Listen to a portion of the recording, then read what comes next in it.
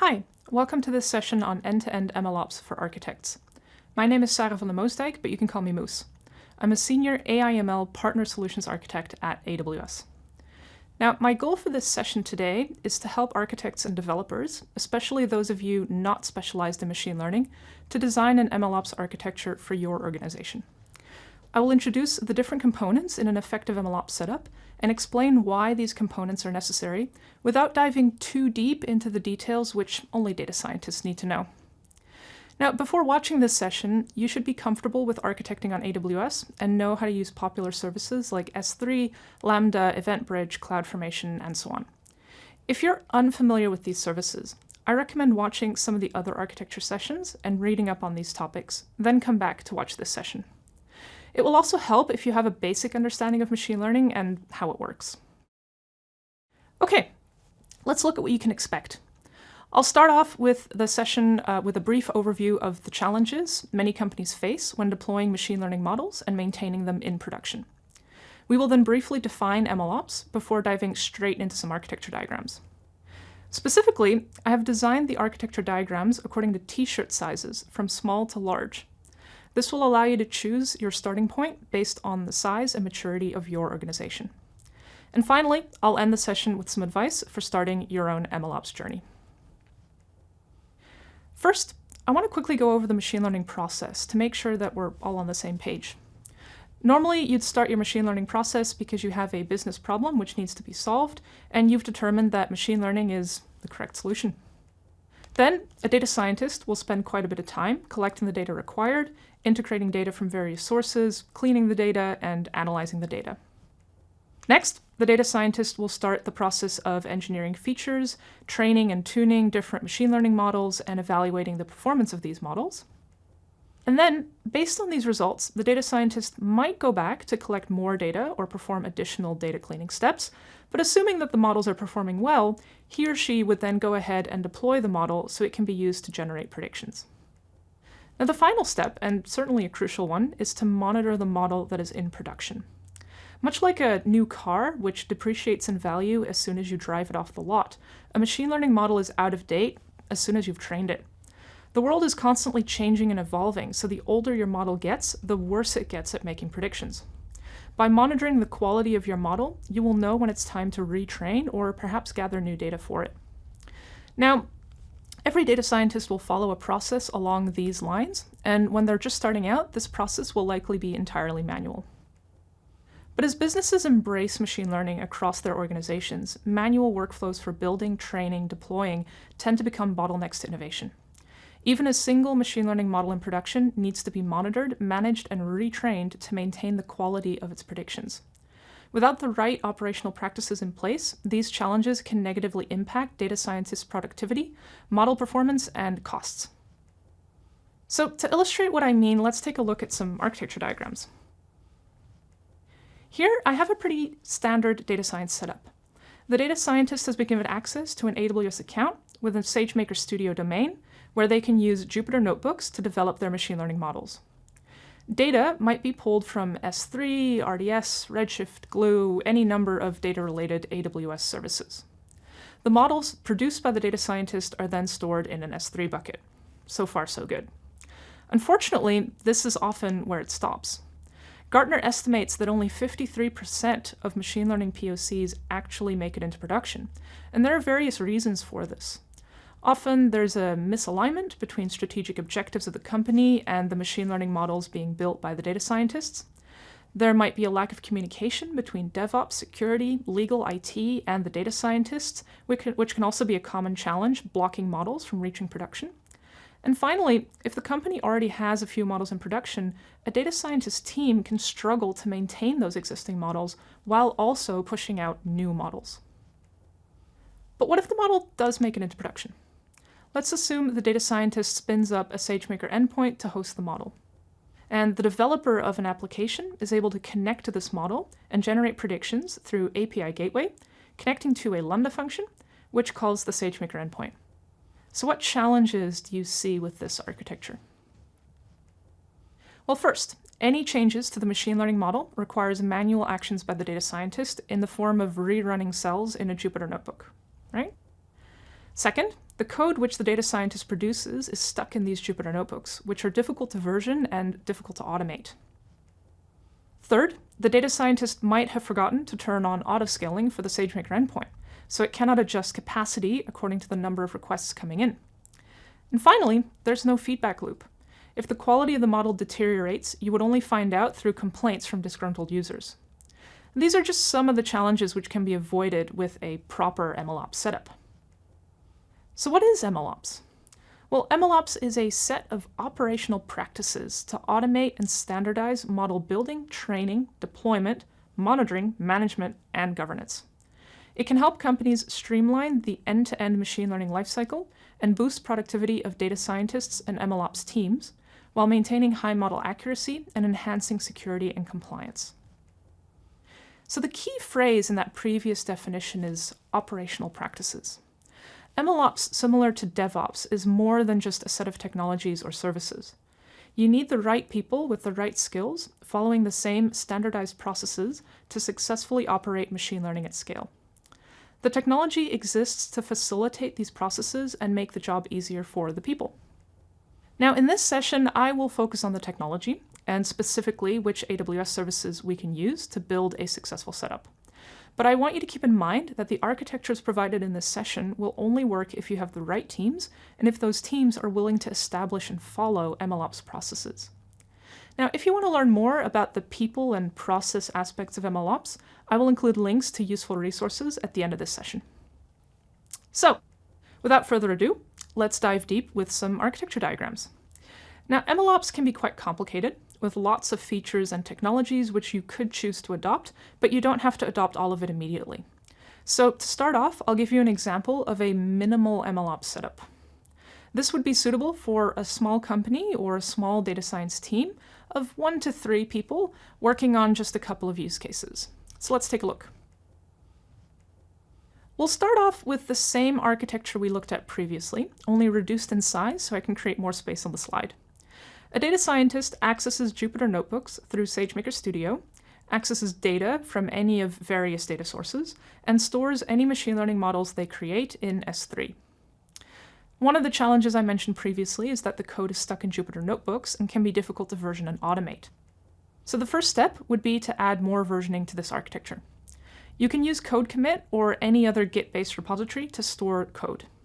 And you can use Amazon Elastic Container Registry, or ECR, to store Docker containers, thereby versioning the environments which were used to train the machine learning models. By versioning the code, the environments, and the model artifacts, you improve your ability to reproduce models and collaborate with others. Next, let's talk about automation. Another challenge I mentioned previously is that the data scientists are manually retraining models instead of focusing on developing new models. To solve this, you want to set up automatic retraining pipelines.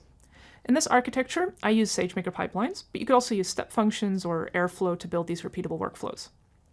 The retraining pipeline, built by the data scientist or by a machine learning engineer, will use the version code and environments to perform data preprocessing, model training, model verification, and eventually save the new model artifacts to S3. It can use various services to complete these steps, including Sagemaker processing or training jobs, EMR, or Lambda. But in order to automate this pipeline, we need a trigger. One option is to use EventBridge to trigger the pipeline based on a schedule. Another option is to have someone manually trigger the pipeline. And both triggers are useful in different contexts, and I'll introduce more triggers as we progress through these slides. So now that we have an automated retraining pipeline, I want to introduce another important concept in MLOps, and that's the model registry. While S3 provides some versioning and object locking functionality, which is useful for storing different models, a model registry helps to manage these models and their versions. Sagemaker Model Registry allows you to store metadata alongside your models, including the values of hyperparameters and evaluation metrics, or even the bias and explainability reports. This enables you to quickly view and compare different versions of a model, and to approve or reject a model version for production. Now, the actual artifacts are still stored in S3, but Model Registry sits on top of that as an additional layer. Finally, we reach the deployment stage. At first glance, this might look very different from what we saw earlier in the session, but the setup is actually very similar. I still have machine learning models deployed on real-time Sagemaker endpoints connected to Lambda and API Gateway to communicate with an application. The main difference now is that I have auto-scaling set up for my Sagemaker endpoints. So if there's an unexpected spike in users, the endpoints can scale up to handle the requests and scale back down when the usage falls. Now, one nice feature of Sagemaker endpoints is that you can replace the machine learning model without endpoint downtime. Since I now have an automated retraining pipeline creating new models and a model registry where I can approve models, it would be best if the deployment of the new models is automated as well. I can achieve this by building a Lambda function, which triggers when a new model is approved to fetch that model and then update the endpoint with it. So now we have connected all the pieces, and there's one final feature that I will take advantage of. Not only can I update the machine learning models hosted by the endpoints, but I can actually do so gradually using a canary deployment. This means that a small portion of the user requests will be diverted to the new model, and any errors or issues will trigger a CloudWatch alarm to inform me. Over time, the number of requests sent to the new model will increase until the new model gets 100% of the traffic. So I hope this architecture makes sense. I started with a very basic setup, and by adding a few features and services, I now have a serviceable MLOps setup. My deployment strategy is more robust by using auto-scaling and canary deployment.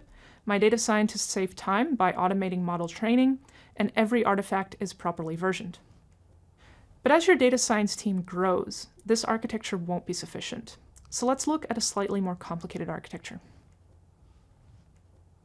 The next architecture will be more suitable for a growing data science team of between 3 to 10 data scientists working on several different use cases at a larger company. So again, let's start with the basics. Our data scientists work in notebooks through Sagemaker Studio, pulling from various data sources and versioning their code, environments, and model artifacts. This should look familiar. I'll also bring back the automated retraining pipeline.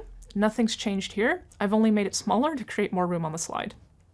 And finally, I'll bring back Event Bridge to schedule the retraining pipeline and Model Registry for storing model metadata and approving model versions. All of this is exactly the same as in the previous architecture diagram. So what about deployment? Well, this is where things change a little. So I have the same deployment setup with Sagemaker endpoints in an auto-scaling group connected to Lambda and API Gateway to allow users to submit inference requests. However, these deployment services now sit in a separate AWS account. A multi-account strategy is highly recommended because this allows you to separate different business units, easily define separate restrictions for important production workloads, and have a fine-grained view of the costs incurred by each component of your architecture. The different accounts are best managed through AWS organizations. Now, data scientists should not have access to the production account. This reduces the chance of mistakes being made on that account, which directly affects your users. In fact, a multi-account strategy for machine learning usually has a separate staging account alongside the production account. Any new models are first deployed to the staging account, tested, and only then deployed on the production account. So if the data scientist cannot access these accounts, clearly the deployment must happen automatically. All of the services deployed into the staging and production accounts are set up automatically using CloudFormation, controlled by code pipeline in the development account. The next step is to set up a trigger for code pipeline, and we can do so using Event Bridge. So when a model version is approved in Model Registry, this will generate an event which can be used to trigger deployment via code pipeline. So now everything's connected again, and this is starting to look like a proper MLOps setup. But I'm sure you've noticed I have plenty of space left on this slide. So let's add another feature which becomes crucial when you have multiple models running in production for extended periods of time, and that's Model Monitor. The goal of monitoring machine learning models in production is to detect a change in behavior or accuracy. To start, I enable data capture on the endpoints in the staging and production accounts. This captures the incoming requests and outgoing inference results and stores them in S3 buckets. If you have a model monitoring use case which doesn't require labeling the incoming requests, then you could run the whole process directly on your staging and production accounts. But in this case, I assume the data needs to be combined with labels or other data that's on the development account. So I use S3 replication to move the data onto an S3 bucket in the development account. Now, in order to tell if the behavior of the model or the data has changed, we need something to compare it to. That's where the model baseline comes in. During the training process, as part of the automated retraining pipeline, we can generate a baseline dataset which records the expected behavior of the data and the model. So that gives me all the components I need to set up Sagemaker Model Monitor, which will compare the two datasets and generate a report. The final step in this architecture is to take action based on the results of the model monitoring report, and we can do this by sending an event to EventBridge to trigger the retraining pipeline when a significant change has been detected. And that's it for the MLOps, medium MLOps architecture. It contains a lot of the same features used in the small architecture, but it expands to a multi-account setup and adds model monitoring for extra quality checks on the models in production. Hopefully, you're now wondering what a large MLOps architecture looks like and how I could possibly fit more features onto a single slide. So let's take a look at that now. This architecture is suitable for companies with large data science teams of 10 or more people and with machine learning integrated throughout the business. Of course, I start with the same basic setup I had last time, but reduced in size again. The data scientist still uses Sagemaker Studio through a development account and stores model artifacts and code in S3 and code commit respectively. The data sources are also present, but data is now stored in a separate account. It's a common strategy to have your data lake set up in one account with fine-grained access controls to determine which datasets can be accessed by resources in other accounts. Really, the larger a company becomes, the more AWS accounts they tend to use, all managed through AWS organizations. So let's continue this trend by bringing back the automated retraining pipeline in a separate operations account. And let's bring back model registry as well in yet another account. All of the components are the same as in the small and medium architecture diagrams, but just split across more accounts. The operations account is normally used for any automated workflows which don't require manual intervention by the data scientists. It's also good practice to store all of your artifacts in a separate artifact account, like I have here for model registry. Again, this is an easy way to prevent data scientists from accidentally changing production artifacts. Next, let's bring back the production and staging accounts with the deployment setup. This is exactly the same as in the previous architecture, just reduced in size. The infrastructure in the production and staging accounts is still set up automatically through CloudFormation and Code Pipeline, but Code Pipeline sits in a CI/CD account. Note that I have built this diagram based on account structures I have seen organizations use, but your organization might use a different account setup, and that's totally fine. Use this diagram as an example and adjust it to your structure and your needs.